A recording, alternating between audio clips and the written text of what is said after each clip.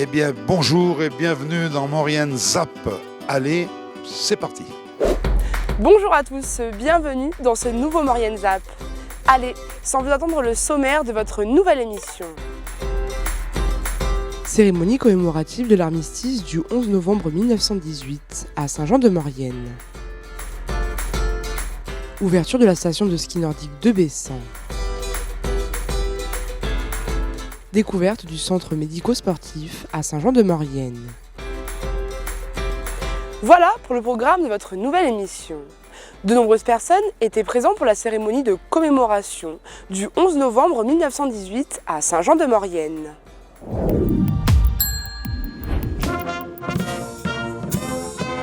C'est en grande pompe et avec un public nombreux que le 103e anniversaire de l'armistice du 11 novembre 1918 a été célébré sur la commune de Saint-Jean-de-Maurienne. Un sentiment de soulagement et de liberté de pouvoir revivre ces cérémonies en collectivité. Un devoir de mémoire et de commémoration restait intact, malgré les dernières années de confinement. On vit la fin de la pandémie, là je crois qu'aujourd'hui, avec le monde, beaucoup de monde à Saint-Jean-de-Maurienne, mais on sent que les gens ont besoin et on le voit, je crois que c'est la première depuis cette dernière mandature. Hein. C'est la première fois où on peut avoir du monde et franchement, c'est une belle cérémonie, oui. Une cérémonie nationale importante pour les Français. Le 11 novembre, c'est une cérémonie qui commémore, comme vous le savez, l'armistice de la Première Guerre mondiale. Mais aujourd'hui aussi, on commémore tous les morts pour la France. Et donc depuis 2018, aussi les morts de l'année. Donc voilà, partout dans le département se sont tenues des cérémonies. Le préfet était un peu plus tôt dans la matinée à Chambéry. Donc voilà, ces cérémonies-là sont réellement le moment de commémoration sur lequel, et on le voit aujourd'hui à Saint-Jean, la mobilisation est très importante. Une cérémonie collective où les enfants ont participé en prenant la parole. Bon, moi ce que je note, c'est quand même la présence des enfants, des écoles. C'est aujourd'hui notre priorité, hein, si on veut transmettre, c'est la génération qui arrive. Puis moi j'ai remarqué une chose, c'est que les enfants, ils étaient super contents d'être présents avec nous et puis de participer. Et puis quel sérieux, parce qu'ils n'étaient pas là pour s'amuser, ils ont bien compris. Et puis je crois que quand on a entendu les lectures, d'une qualité ces lectures. Une cérémonie réussie, célébrée devant des habitants toujours aussi émus.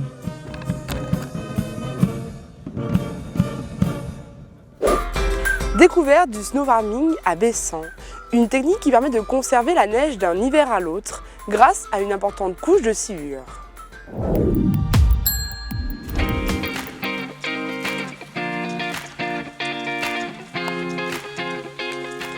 À Bessan, les aiguilles des arbres à peine tombées en ce début d'automne, on entend déjà au loin les crissements des skis de fond. Depuis le 6 novembre, une piste de 3 km est ouverte grâce à la technique du snow farming.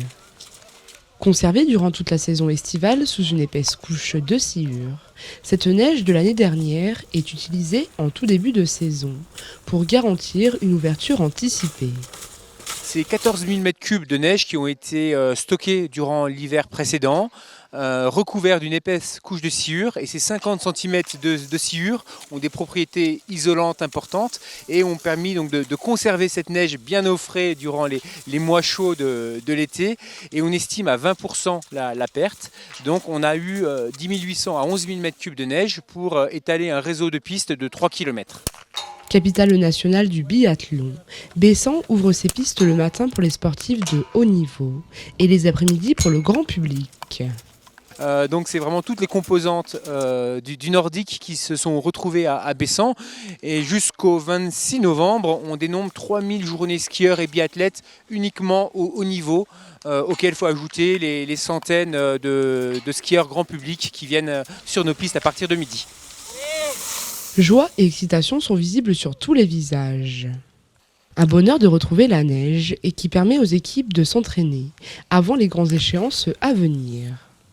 C'est vraiment un plus énorme parce que voilà, les jeunes travaillent en ski à roulette toute l'année, et là on attaque les premières IBU Cup, donc c'est le deuxième niveau international. On part le 21 novembre en Suède et Norvège pour 15 jours avec les premières compétitions, donc toucher la neige avant, tester les skis, voilà, en plus avec l'altitude ici c'est bien aussi au niveau physique.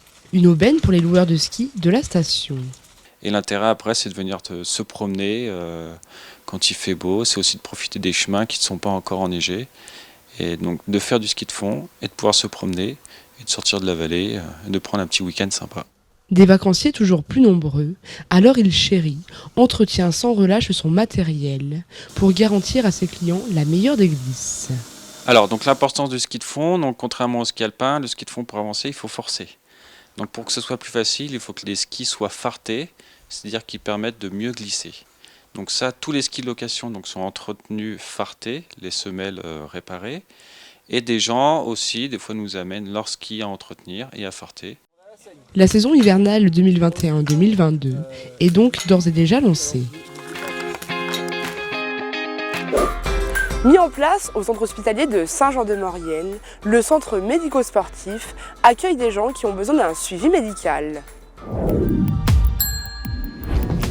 Le lundi 15 novembre, le centre médico-sportif reprenait du service. Mis en place par la collectivité et le centre hospitalier de Saint-Jean-de-Maurienne, ce plateau technique a pour objectif d'accueillir les sportifs ayant besoin d'un suivi médical. Il est apparu il y a quelques mois, en début d'année, un très fort besoin de prise en charge médico-technique sur le territoire de la Maurienne. Il s'est avéré que cette collaboration avait déjà eu lieu il y a de nombreuses années entre notre collectivité et notre établissement. Et sous l'impulsion de Monsieur le maire et de notre directrice générale, eh bien, nous nous sommes à nouveau mis autour de la table pour à nouveau proposer cette offre pour éviter justement que nos sportifs quittent le territoire alors que nous avons largement les moyens de proposer une prise en charge.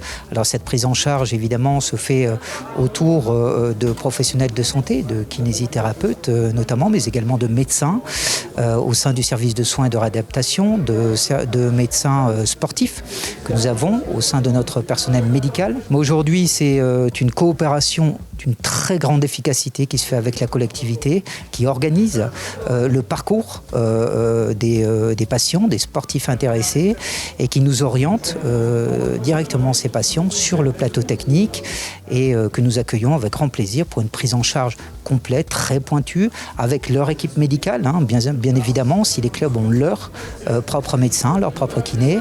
La prise en charge se fait, et c'est ce qui est convenu dans notre convention, sur la base de 25 séances programmées dans l'année. Ça se fait le lundi, tous les lundis, de 17h à 19h. Et c'est là que l'on voit tout le travail d'organisation et de communication de la mairie qui se charge de la réception et du recensement des besoins par les clubs sportifs. Donc c'est vraiment un créneau que le service public hospitalier accorde aux sportifs de haut niveau, aux jeunes, mais pas que, puisque nous offrons également cette prestation pour nos seniors qui en ont besoin ou les personnes qui ont un handicap spécifique et qui souhaitent reprendre ou poursuivre une activité sportive. Nous les accompagnons également et nous les recevons sur le plateau technique. Pour nous, le CMS, c'est vrai que c'est une très bonne chose. Ça permet de diagnostiquer rapidement les blessures que peuvent se faire éventuellement les joueurs. D'habitude, il fallait qu'ils prennent rendez-vous soit avec un kiné, soit avec un médecin à l'hôpital, n'importe quoi. Donc là, dès le lundi, ils peuvent avoir un diagnostic et c'est vrai que ça permet d'aller plus rapidement au fond des choses. Et là, c'est vrai que quand c'était repris, tout le monde était ravi au niveau du club. Le dimanche soir ou le lundi, parce que souvent ils ressentent le lundi matin les douleurs. Donc ils prennent contact avec l'entraîneur qui appelle Angelo. Donc l'entraîneur centralise tous les appels des joueurs et c'est lui après qui prend rendez-vous avec Angelo au service des sports pour prendre rendez-vous pour la soirée, quoi. Une demande forte qui a su trouver une réponse pour le bonheur et la santé de nos sportifs. Votre ZAP touche à sa fin. Merci d'être toujours aussi nombreux à nous suivre. Retrouvez l'intégralité des reportages sur les réseaux sociaux et sur les box.